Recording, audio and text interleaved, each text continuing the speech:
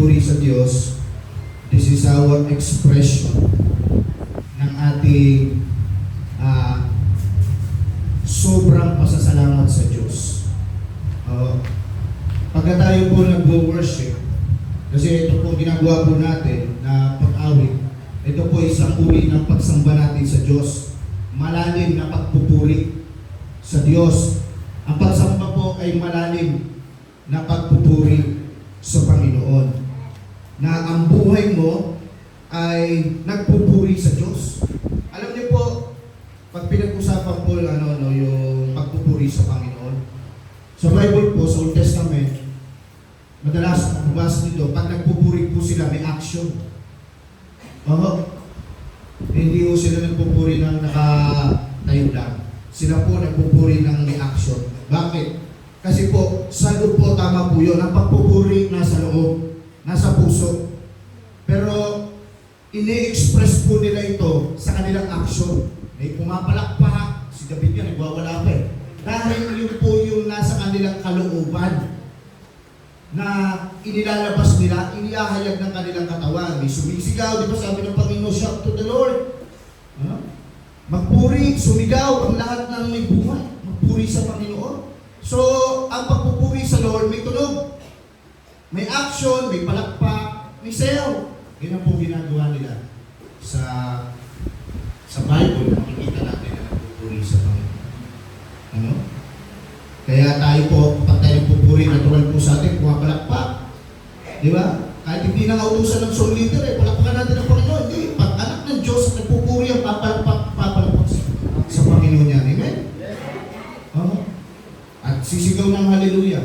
Alam niyo, i-express yung papuri niya sa Panginoon. Amen? Praise God. So tayo po ay manalangin muna. Panginoon, dakila ka po sa aming buhay. Sapagkat minsan panguli ko, Lord, ay bibigyan mo po kami, Panginoon, ng mensahe, ng aral, na maaari namin dalhin, Panginoon, sa pagtawid ng taong ito, Dakilang Diyos. Hayaan mo, O Lord, na mapagpala po kami, mairiyag ko, Panginoon, ano man ang mensahe ko. Panginoon, kulang ako kung wala ka. Kaya po, Panginoon, sa iyo po iniaasa ang aming pong pag-aaral at pagpapahayag ko po ng iyong mga salita. Maitaas ka, maluwalhati at madakila ka sa pangalan po ng aming Panginoon Jesus. Amen. Amen. Praise God. So tayo po ay nagpupuri sa natapos po nating tinatawag natin, ano tawag natin ito? Revamp? O ano tawag? Revamp o yung camp, no? Yung camp o yung ang tawag sa kanila? Hindi yung ang tawag sa kanila eh. Doon. Yung people. Young people. So yung natapos nating revamp sa young people. Sa lahat po, sa Diyos po lahat ng papuri doon. Nothing more, nothing less. All glory belongs to God. Amen? Praise God. Ang pangalan ng Panginoon. Alam niyo po, ang panahon po natin ngayon ay nagmamadali na po ang kaaway. Satan. Kasi alam niya malapit na matapos ang panahon niya. Kaya ginagawa niya po lahat para ang tao mapasama, mapariwara, mawasak ang buhay. Nagmamadali po siya. Sa mga huling araw, yung po sabi ng Bible. Tingnan niyo po ito. Sabi po ng Bible sa 2 Timothy chapter 3, verse 1 to 4. Tandaan mo ito. Magiging mahirap ang mga huling araw. Ito po yun. Dahil magiging makasarili ang mga tao. Sakim sa salapi, mayabang, mapagmataas, mapang-insulto, masubayin sa magulang, walang utang na loob, at hindi makadiyos. Next. Ayaw nila makapagkasundo sa kaaway nila. Malupit, walang awat, mapanira sa kapwa, walang pagpipigil sa sarili, at galit sa anumang mabuti. Hindi lang yan. Mga taksil sila, mapusok, mapagmataas, mahilig sa kalayawan, sa halin na maibigin sa Diyos. Sa mga huling araw, maliwanag po sinasabi ng Bible, ano po? Dito po, nakita na ito pong ating panahon ngayon na sinasabing last days ng Bible, ganyan po magiging mga tao. Bakit? Dahil ang ating kaaway na si Satanas kumikilos. Ginagawa niya lahat para ang tao masira. Para ang tao mapasama. Ano ba? Pero salamat sa Panginoon. Ano? Bagamat pasama po ng pasama ang panahon ngayon, yan ang katotohanan. At nakikita natin sa damakmakang krimen, patayan, nakawan. Di ba? Iba't ibang krimen nakikita natin dito lang sa ating bansa. Napakarami. Kumikilos ang kaaway, mga kapatid. Pero salamat sa Panginoon. Right? Dahil sa gitna ng matinding kabuluhan, kasamaan, ang Diyos kumikilos pa rin. Why? Kung ang kasamaan, pataas ng pataas, nagre-race. Ang kasamaan, kapatid, gusto ko pong maunawaan ito, huwag nyo alisin sa isip nyo. Sa panahon natin ngayon, nagre-race pa rin si Lord ng mga susunod na minister. Amen? Nagre-race sa Panginoon, na susunod na pastor, susunod na evangelist, teachers, at mga mananamba sa Panginoon. Hallelujah! So, kahit lang pangit na nakikita natin, huwag natin kalimutan, may ginagawa pa rin ng Diyos. Kaya salamat sa buhay ng ating mga bataan. Sila po ay nag-participate doon. While alam niyo po, malaki po ang impact sa akin ng ganyang ribang. Ribang Batalya, tawag kasi namin dyan noon, youth camp. Oo, meron kaming youth camp. Naka-attend po ako dyan isang beses. Naimbitahan na po ako. Oo. Puro kalukuhan pa nga pinagawa namin doon. Pero hindi ko alam, ini-equip pala ako ng Panginoon noon, inire-ready pala ako ni Lord noon. May dahilan pala kung bakit nandun ako. Oo. Wala ako nandun ako. Istoryahan lang kami. Barkadahan lang kami doon. Oo. Pero hindi ko alam. Kaya pala ako nilagay noon sa isang pagkakataon niya. Doon pala. Masabi ko sa sarili ngayon, Lord, alam ko isa yun sa dahilan pa. Ini-equip mo na ako ng panahon. Oo, ini-ready mo ako ng panahon na yun. So, ganun po, mga kapatid. Yan yung mga kabataan natin. Akala nyo kung minsan wala. Ay, hindi ko. Hindi nyo alam, makikita nyo sa sarili nyo. Pastor na rin kayo. Nangangaral kayo. Evangelist kayo. Nagpapagturo. Inire-ready kayo ng Panginoon. Palampakan natin si Lord sa buhay ng kabataan natin. Praise the Lord. Praise the Lord. Maraming hirap yan. Balita ko, gumapang sa ano yan? Sa tato. Gumapang sa putikan. Salamat sa Panginoon. Yan, papatibay ng buto. Yan. So, ang ating pong salita ng Diyos na pag-uusapan ngayon, ayan po ay nasa Panaghoy o Lamentation. Sabi po dyan, Lamentation chapter 3, verse 18 to 25. O Panaghoy. Panaghoy po yan. Si Amen, kung nandiyan na po tayo lahat. Isa lang nag-amen. Wala pa lahat.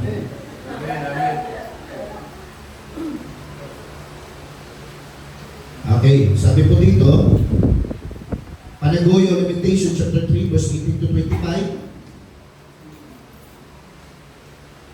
Nawala na ang karangalan ko at lahat ng pag-asa sa Panginoon. Napakasakit isipin na mga paghihirap at pagdurusa ko. At kung palagi ko itong iisipin, manghihina ako. Pero nanunumbalik ang pag-asa ko kapag naaalala ko na ang pag-ibig at awa ng Panginoon na walang katapusan. Yan ang dahilan kung bakit hindi tayo lubusang nalipol. Araw-araw ay pinapakita niya ang kanyang habag. Dakila ang katapatan ng Panginoon. Kaya sinabi ko sa aking sarili, ang Panginoon ang lahat para sa akin. Kaya sa Kanya ako magtitiwala. Mabuti ang Panginoon sa mga nagtitiwala at umaasa sa Kanya. Praise the Lord. Pinagpala po ng Diyos sa Kanyang buhay kapangyarihang mga salita. Ano po? Maganda po na kahit pa paano ma-remind tayo sa kaputihan ng Diyos. Ngayon matatapos na po ang 2024 at tayo po ay tatawid ng 2025. Niready po ni Lord yung mensahe na ito para may baon tayo pagtawid natin. At pag nakatawid na tayo doon, si Pastor naman yung doon, yung dadali natin sa buong taon. Napakalaga po sa aming mga pastor, mga leaders, na nagdideklara.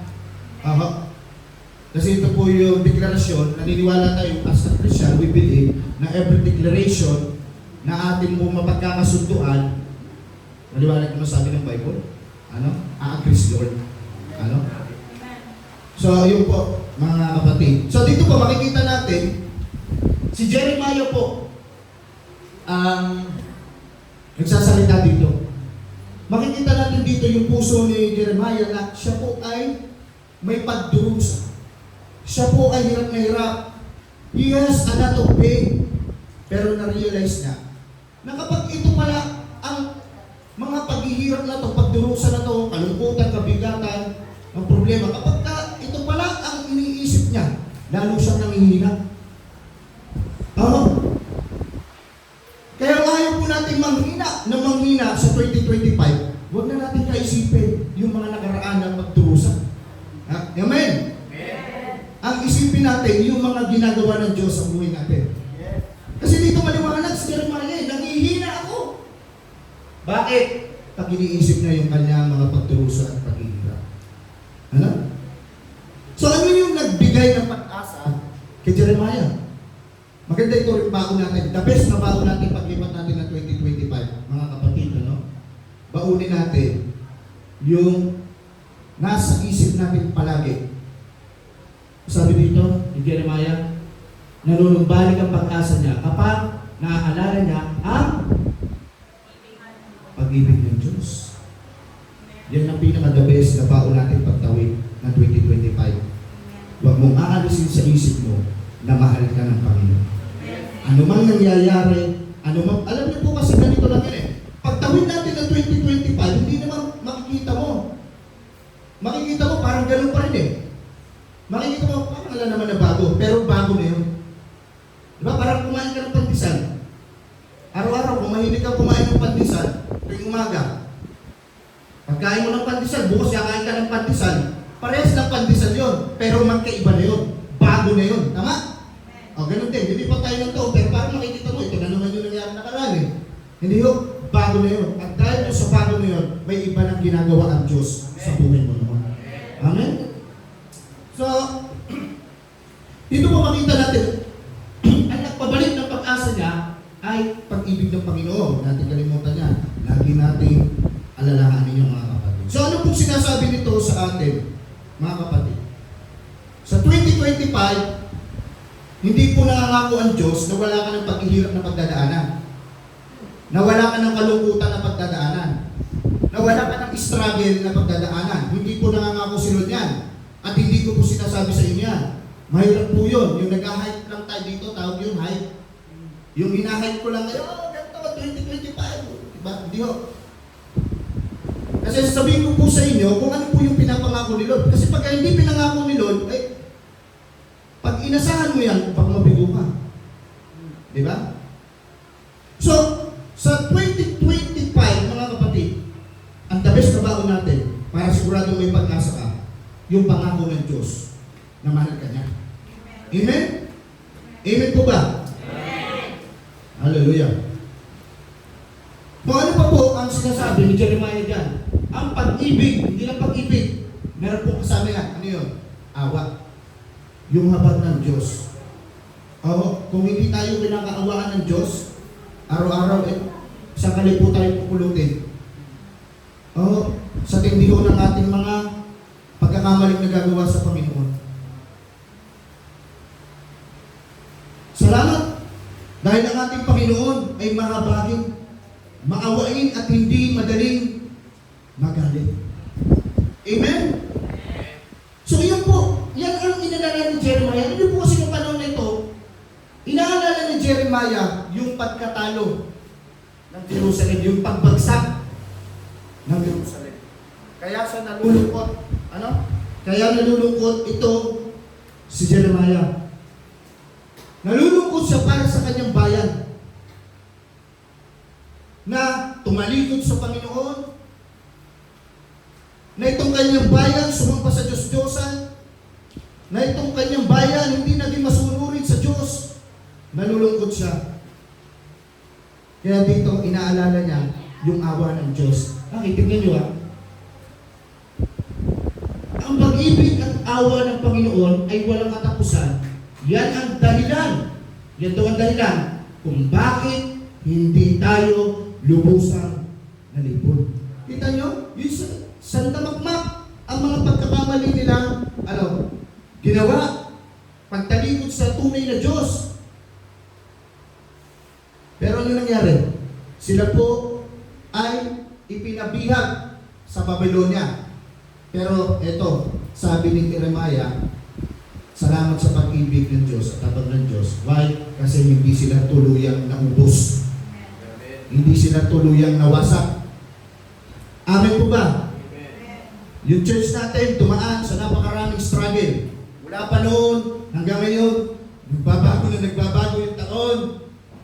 May mga struggle, may mga pagturusa, may mga paghihirap. Pero salamat, purihin natin ang Panginoon. Hallelujah. Dahil sa kanyang pag-ibig at awa, nananatili tayo, hindi tayo nawawasak at nasisira. Yan ay dahil sa pag-ibig ng Panginoon sa atin. Amen? Walang pangalan ng Panginoon. Hallelujah. So, gusto ko pong maunawaan nyo ito. Tingnan nyo po ito. Pakilagay mo.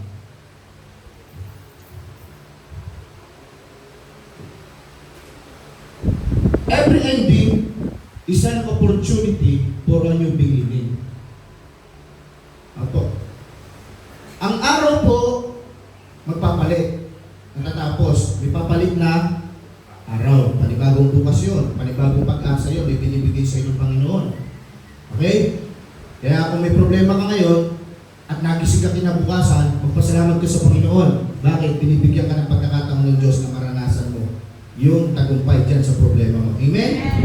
Praise God. So, ang araw lumilipas, ang oras lumilipas, ang buwan lumilipas, at ito, yung taon, matatapos na.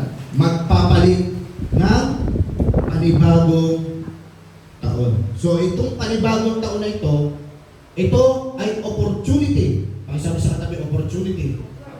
Ayan. Opportunity ni Lord dyan. Para maranasan mo ulit yung biyaya, pabor, pagpapala ng Diyos sa buhay mo. Amen? Palagpakan natin si Lord. Hallelujah. Amen? Amen. Pag sinabing amen, amen. Kasi ibig sabihin ng amen, ang ibig sabihin, so be it. Truly, so be it. O God will do it, o agreement. Pag amen, nagdeklara ang pastor, nagdeklara ang nagsasalita dito, at inans ni Lord yung heart mo, i-receive mo yun. Mag-amen ka. O pastor, nag-agree ako. Okay, kapag nagsasalita ako dito, wala na nag-agree, naano pa ako dito. Di ba? Wala nag-agree, wala nag-amen eh. Hindi na kayo nag-agree sa sinabi ko. Di ko alam kung naniniwala pa ba sa sinasabi ko, hindi na eh. So, ayan, tayo po ay mag-amen. Yeah. So, pag sila nagpupuri doon, dati rin yan, yung ginagawa, hallelujah, purihin ng Panginoon. Sisigawan sila. Hindi mo, hindi yung gano'n, basketball, hindi mo, hallelujah, purihin ng Diyos. Amen. Ganyan po, kailangan sinisigawan. So, mag-agree po tayo, mga kapatid. Magdideklara po tayo na magdideklara ngayong umaga, no? Para may bago tayo sa 2025. So ito po unang deklarasyon natin. Ngayong 2025, walang magugutom na member ng Blessed Family Batangan. Amen! Praise the Lord! Hallelujah! Walang magugutom. Magpapaulan si Lord ng pagpapalat provision sa atin. Amen! Praise God! Yung hapat natin ay hindi mauubusan. At siyempre, ang Diyos natin, ang Ama natin, hindi naman pipitsuging Diyos. Hindi naman siya pipitsuging tatay. Laging masarap ang ating pagkain sa ating abag. Amen? Hallelujah! Malaki ang Diyos natin. Huwag tayo humingi ng maliit. Praise the Lord! Hallelujah! Ngayong 2025, deklara na rin natin, magkakaroon na tayo ng sasakyan service natin sa church. Amen! Praise the Lord! Hallelujah! Tingin mo na aming panalangin, Panginoon! In the name of Jesus! Hallelujah! Receive natin yan mga kapatid. At ngayon 2025, itong church natin ito, itong building na ito, tapos na to, fully furnished. In the name of Jesus! Hallelujah! Praise God! Receive natin, mag-agree tayo! So be it. God will do it. Ang sabi ng Bible, pag napagkasunduan ng dalawa o marami, ano sabi? Diba? Yun ay ginagawa ng Diyos. Oh. Dapat mapagkasunduan pa natin. So walang magugutom, mga kapatid. Deklara natin yan. Ibig sabihin, pag-aalam magugutom, ay sama-sama na yun. Ibig sabihin, maganda rin ang pasok ng pinasyon sa inyo. Hindi ka nga magugutom eh. Masarap ang pagkain eh. Diba? Oh. At pag sinabing di ka magugutom, busog ka. Ibig sabihin, nabusog ka, masaya ka doon. Oh. Hindi na kayo mag-aaway ng mag-asawa mo. Kasi kapag kumakain ka, kung mag-aaway ka, hindi ka nabubusog eh. Diba? Ibig sabihin. Yan. Sige niyo po ito. Next verse. Verse 4. Tingnan niyo po ito ha. Exodus chapter 16, verse 4. Pagkatapos sinabi ng Panginoon kay Moses, makinig ka, magpapaulan ako ng pagkain mula sa langit para sa inyo. Amen! Amen! Praise God! Alam niyo po, maaari sabihin natin, kay Moses sinabi yan, sa mga sarili tayo. Kay Moses sinabi ng Panginoon para sa bayang Israel. At huwag natin kalimutan, sa panahon natin ngayon, tayo na po ang bayan ng Diyos. Amen. Ang lahat ng mga nagtiwala at nakipag-isa kay Kristo. Amen. At ito sinasabi ng Panginoon sa iyo, kapatid, papaulanan ka na ng pagkain. 2025, galing sa langit, hindi galing sa tao. Hallelujah! Amen. Praise the Lord! Palapakan natin ng Panginoon. Praise God! Kita niyo po yan? Papaulan si Lord ng provision, ng pagpapala. Amen! Pag-ulan, ay, hindi lang po ambon, hindi lang tayo maambulan, maulan na tayo. At dadagdagan ko na, para mas matindi na, babagyuhin tayo ng pagpapala. Ngayon 2025, amen? Praise God! Hallelujah! Hindi lang ambon-ambon. Bakit? Maliwanag dyan eh. Magpapaulan ako, sabi ng Panginoon, ng pagkain mula sa langit. Ibig sabihin, yung pagpapala na tatanggapin natin ngayon 2025, ulan, galing sa langit. Amen? Galing sa ating abang, nasa langit. The best yun, kapatid. Amen? The best po yun, mga kapatid. Dahil sa Kanya po nanggaling. Amen? So wala magugutom. Hindi maambunan lang. Bubuhusan tayo ng pagpapala ng Diyos sa 2025. Amen? So ito dinideklara natin. Why? Dahil ito sinabi ng Diyos eh. Oh. Amen? Sinabi ng Panginoon yan eh. Hallelujah.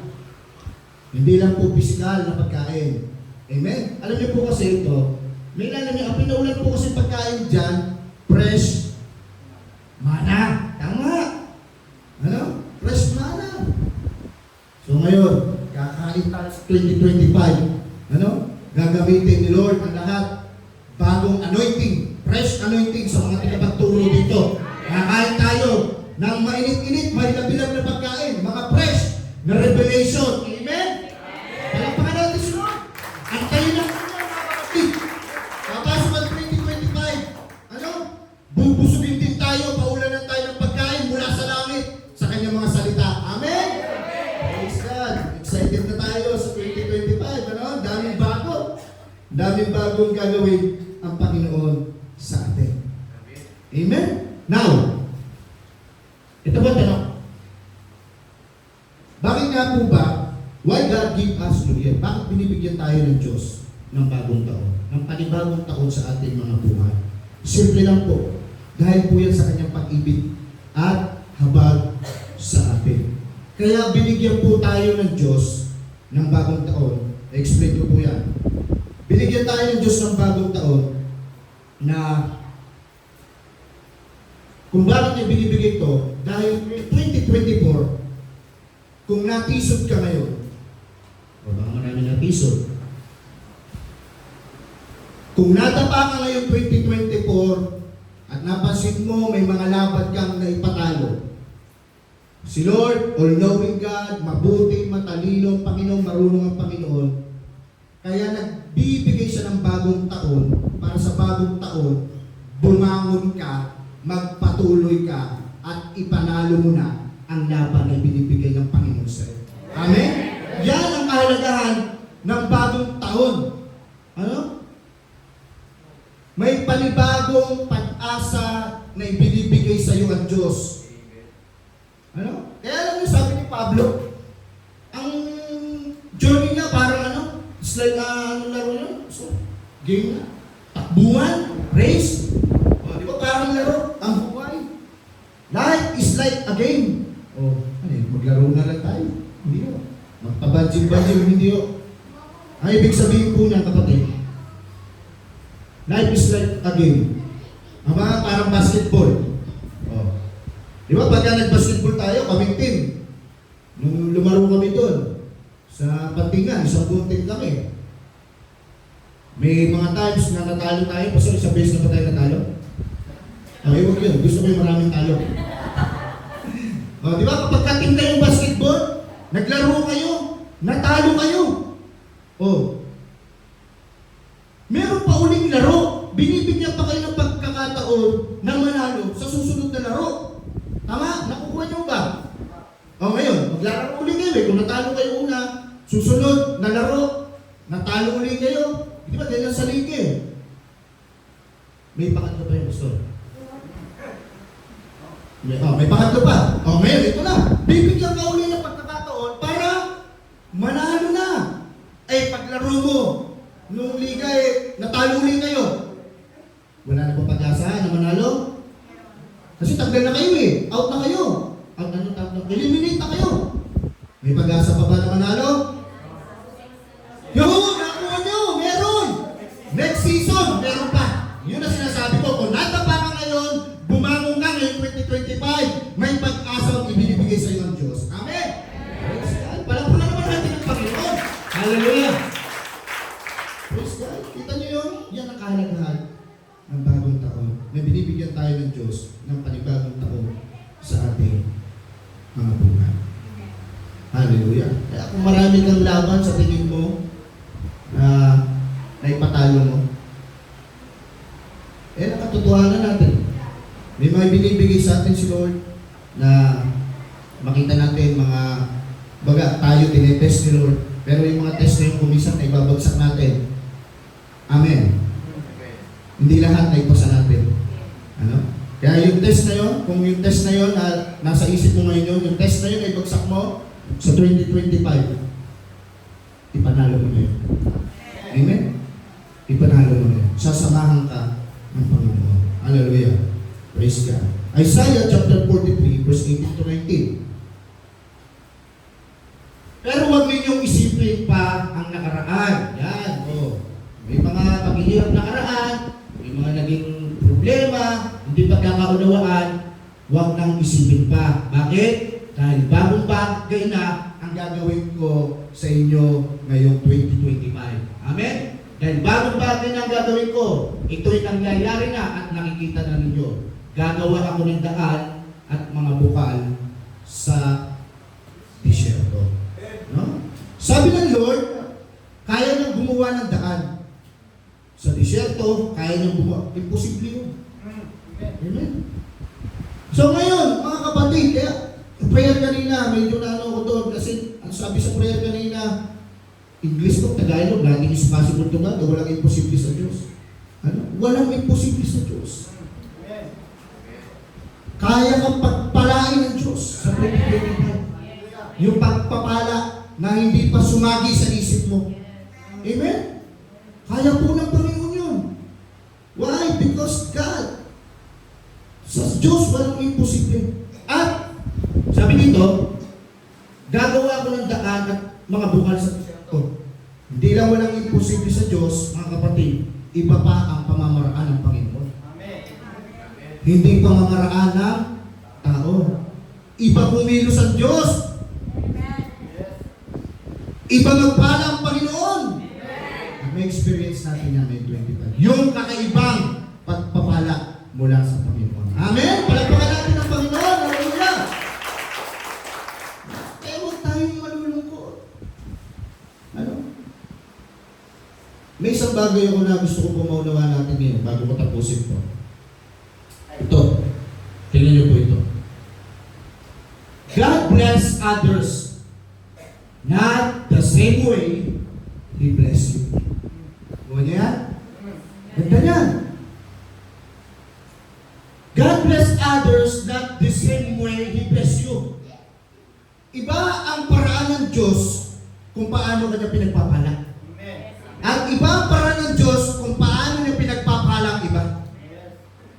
Hindi mo po pwedeng, sana all, buti pa sila. Hindi ho! Iba ang blessing ni Lord sa kanya kung paano siya pinagpapala. Kung pinagpapala siya sa trabaho niya, ang trabaho nun, call center agent yun ah. Mag-call center agent na rin ako para mapapala ko hindi ho. Diba? Iba ang paraan ni Lord kung paano kanya pagpapala. Tino dito may sasakyan. Taas ang kamay. Ilan lang naman siguro yun. Kasi isang may sasakyan doon. Wala naman doon sa upuan. Humihi. May sasakyan. May bahay. May bahay. Wala ba kayong bahay? Yung mga walang bahay, 2025, magkakaroon na kayo. Italin mo Jesus. Pakawakan natin yun. Mas maganda na umaasa sa Panginoon. Hallelujah! May sasakyan, may bahay, kompleto na yun. May sasakyan, may bahay. May sasakyan, may bahay. Sino pa may sasakyan, may bahay? Kita nyo? Pakita ko sa inyo ito ha. God bless others not the same way. Ibang paraan na pinagpapala ka ng Diyos. May mga sasakyan, may mga bahay. Kita natin yan. Ay, tricycle. Yung bike ko sa bahay. Ano? Kita nyo ha? Yung mga walang tricycle. Sila nag-ano lang din yan. Lalakad. No? May sasakyan. Kita nyo ito ha? Ulitin ko. God bless others. Susubukan natin yung perspective dito, yung pangalan dito. God bless others not the same way He blesses you. Kasi sabi ng Bible kanina, kaya niyang gumawa ng bukal sa disyerto. Imposible yun. Ang Diyos lang ang kayang gumawa nun. Ganun ang pagpapala na kaya natin tanggapin sa Diyos. Okay? Paliwanag ko ha. Kanina, nagtaas, step choice. Sabi, meron siyang sasakyan, may bahay siya. Bakit sila nagkaroon? Ano yung naging daan? Ang pagpapala ni Lord sa kanya, sa kanila. Yung business nila. Okay, tayo, hindi tayo pwede. Gusto ko na magawin sa sasakyan pati bahay yan. Mag-business na kali ako. Mag-gasol na rin kali ako. Hindi yung ganon. Ulitin ko, God bless others not the same way He bless you. Brother Michael naman, may sasakyan, ay dahil, at bahay, dahil, anong ginamit ni Lord? Kontrata. Kontrata. Diba? Okay pa naman sa kanila. Sa kontrata naman, hindi naman pwede mag-contractor na rin tayo. Para, hindi ho, okay ba, di ba? Di ba, nakukuha ba? Ulitin ko, God bless others not the same way He bless you. Iba ang paraan ng pagpapala sa kanila ni Lord kung paano sila pinagpapala. Iba ang paraan ni Lord kung paano kami pagpapalain. Okay, tignan nyo to. Si Brother Jeremy may sasakyan ngayon, wala? Bakit? Bakit? Kanino galing? O kita niyo yun? Galing sa kanyang mama. Ano tawag sa kanya? Mother, ano? Nanay. Kita niyo? Pare-pare sila may sasakyan. Isa sa business, isa sa trabaho, isa saan? Kita niyo? God bless others not the same way He bless you. Sa ibang kaparaan ng kanya, pagpapalaki. Ay kami ni Pastor, maas kami sa Panginoon. Isang bahay, malaking bahay yan. Para maraming anak. Sasakyan. Ibigin mo. Maalala nyo, isang pastor, may mo nagtrabaho, hindi mo siya nag-business. Pero nagkaroon siya ng bahay at sasakyan. Iba ang kaparaanan ng Diyos sa kanila. Iba ang kaparaanan ng Diyos kung paano kayo pagpapalagay. Pastor Teo, kita nyo? Pinagpala ng Diyos, ang tigdi ng paraan nyo. Member pa ginamit sa kanya. Kita nyo? Kaya, Pastor, hindi ka mag-alaala na kay Lord ang uling salita. Amen? Alam ba kayo natin? Ano? Atin natin. Yung blessing. Iba paraan ni Lord ng pagpapala sa atin. Kaya kung nakikita mo si kapatid, matindi itong blessing ni kapatid, tindi umawit sa Panginoon, at tindi ng gift kay Lord, o at tindi, galing mag-gitara, galing mag-drums, nakita ko wala. O, di ba? Huwag tayo magtatapos sa Panginoon. Iba ang paraan naman ni Lord. Paano ka niya gagamitin. Amen? Amen. O, yan. Kita nyo?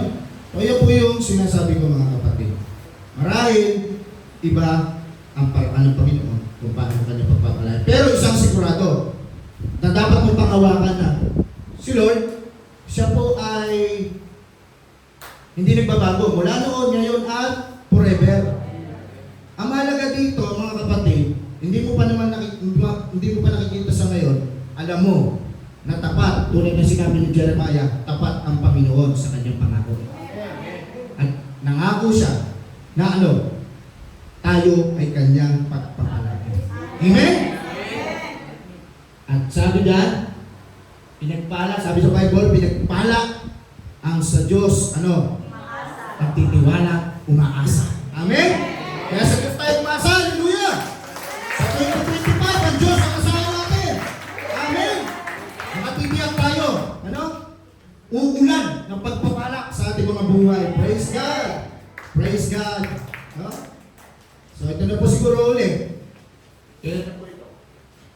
Last.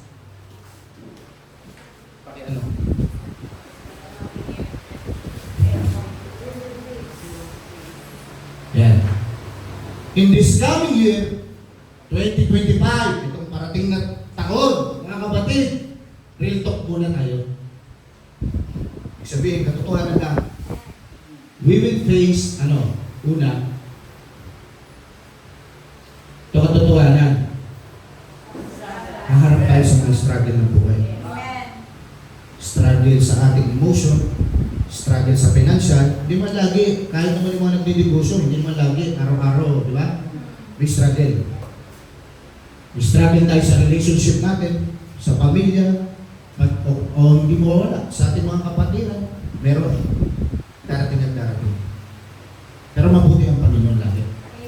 Hindi lang yan. Haharap din tayo sa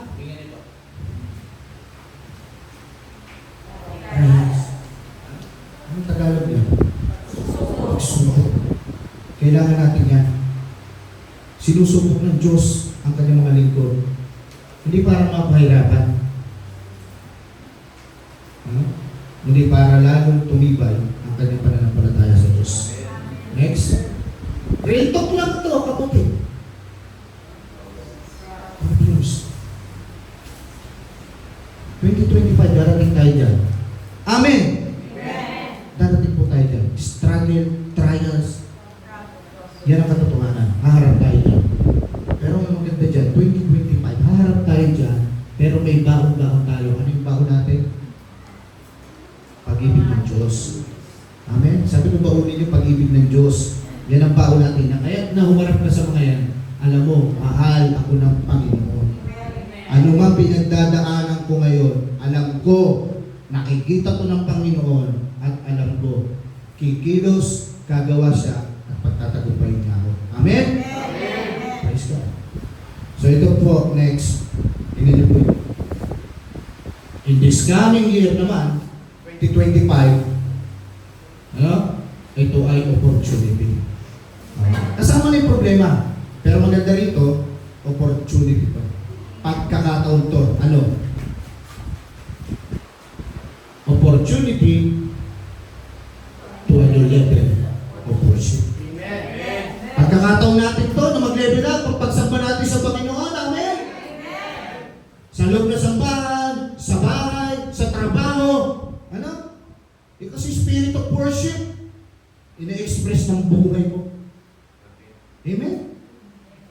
And then, next year, 2025, pagkakataon to na binibigay ng Diyos to serve God. No? Mas damihan pa natin ang paglilingkod sa Panginoon. Amen? Mas pag-tingin natin ang paglilingkod natin sa Diyos. Mas pag-initin natin. Hallelujah! Praise God! Ano? Next. Is coming 2025. Yan. Kita niyo yan? Ngayon 2025. Pagkakataon mo na to para ikaw naman ang maging pagpapala sa iba. Amen? Amen! Praise God! Hallelujah! So, para kasi nun, kailangan mo, pagka naging pagpapala ka na sa iba, ibang klase na yun. Ibang level na yun. Hallelujah! Next. Ito naman. Ayan. Yung bagong taon, kita niyo yan? Pagkakataon mo na. Binibigyan ko nyo ng pagkakataon para mag-grow. Amen? Amen? Kung yung 2024, napansin mo, nag-grow ka na, pagkakataon mo itong 2025 para magpatuloy pa sa paglago. Amen? Amen? Amen? Amen? May struggle dyan kapag ka-maturity ang pinag-uusapan. Di ba? Sabi ni Pastor, Pastor, si Big Man. Si Pastor, sino yun? Si Pastor Alex. Alam niyo, yung preaching niya na yun, hindi ko po nalimutan yun. Kahit isang beses sa sa buhay ko, ibig sabihin, hindi ko siya nalimutan. Kapag naalala ko pag kinakailangan. Di ba? Pag-usapan lalo pag maturity. Alam ba, pagka maturity, may struggle dyan. Kasi parang pinya daw yan, sabi ni Pastor Alex. Parang pinya. Na, kasi imuyog-yog pa si Pastor noon talagang imuyog niya eh. Parang pinya na binabalatan. Di ba? Kasi ang pinya, babalatan muna yan. Babalatan ka muna ni Lord, mas yun. Tatanggalin yung mga mata. And then, di ba? Ihiwain yung pinya bago ma-serve sa iba. Bago maibahagi sa iba. Ano? Kailangan mag-grow. Kailangan ng maturity bago tayo maibahagi sa iba. Next, ito ang last. Yan. Ngayon 2025, magkiklaim pa tayo ng maraming victory. Amen? Amen! Praise God! Kiklaim natin na marami pang victory ngayon 2025. Ito 2024, maraming victory. Sa 2025, marami pa rin tayo i-claim na victory. Amen? Amen! Pampatatag ng faith. Hallelujah, Lord! Praise the Lord. So yan po, mga kapatid, at tayo po ay tatayo.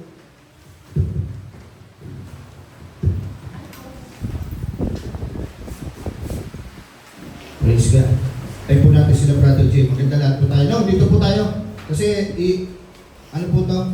Dideklara natin ito ng gusto sa ating mga buhay. Itong mga susunod. 4 lang ito o 5. Para, ito po, ano natin ito? Tapos na po tayo, dideklara na po natin ito. Ito pong ano na to. Sige.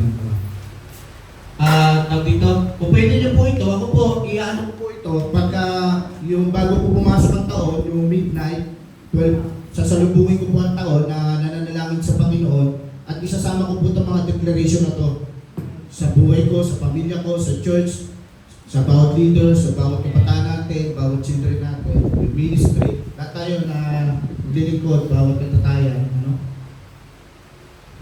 Ililigara ko po ito sa ang declaration na to. I-declare din po natin na challenge yung kapatid. Salubungin natin ang taon, hindi lamang yung tayo po ay puno ng kasiyahan, puno ng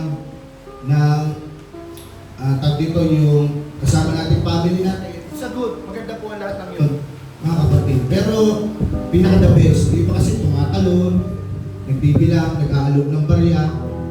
Hindi ho. Tayo po mga Kristiyano, mananampalataya ng Panginoon, pinaka-the best na magagawa po natin, bago po yung oras yung seconds, yung minuto, nalilipat ang taon, manalangin tayo sa Panginoon. Maganda matatnan tayo ng 2025 na tayo ay nasa presensya ng Diyos.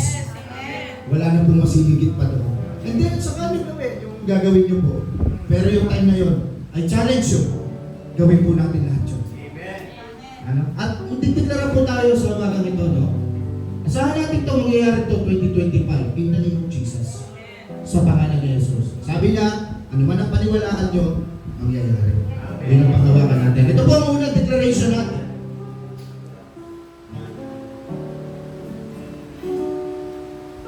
Na ang taong 2025, this year is a year of fruitfulness. Amen?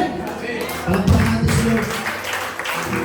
Church, hallelujah. Thank you, Lord, sa presence mo, Panginoon. Hallelujah, Lord. Ngayon, 2025, fruitfulness. Magiging productive ka. Magiging mabunga ka. At hindi lang yun, yung ibig sabihin ng fruitfulness, kapatid. Ngayon, 2024, lahat ng paghihirap mo, pagpapagal mo, makikita mo ng bunga sa 2025. Jesus. Hallelujah. Amen. Dalawa. Yan po una. Kung meron po kayo, ilista nyo yan para pagka nag-pray po kayo, kasi iyan po ang tatanggit ko pong prayer sa gabi, yung ano na po yung paglipat ng taon. So ito yung pangalawa. This year, pagdating ng 2025, this year is the year of breakthrough. Hallelujah!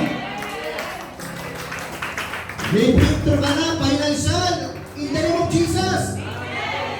May breakthrough ka na sa iyong paglilingkod sa Panginoon. May breakthrough ka sa iyong mga pinaministeryuhan. Hallelujah! Magkakaroon tayo ng breakthrough sa ating mga pamilya, sa ating negosyo, sa ating trabaho, in the name of Jesus. Hallelujah! Hallelujah!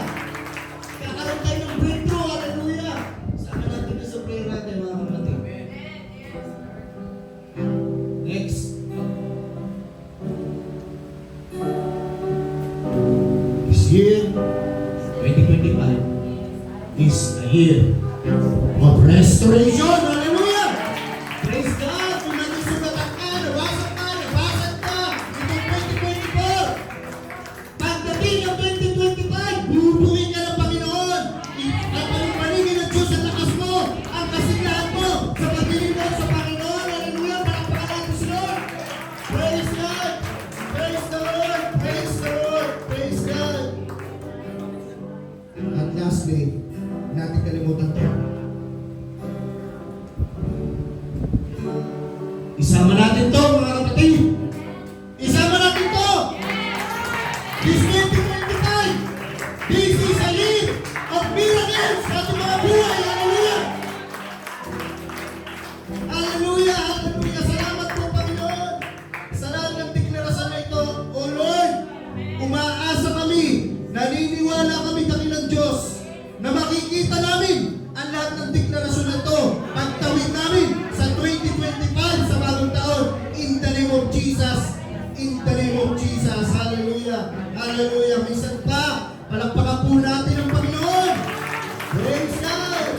Praise God. Yung mas malakas. Hallelujah. Hallelujah, Lord. We worship you, Jesus. We praise you, Lord. Hallelujah. Hallelujah. Hallelujah. Amen. Amen. Amen. Praise God. Puna po tayo.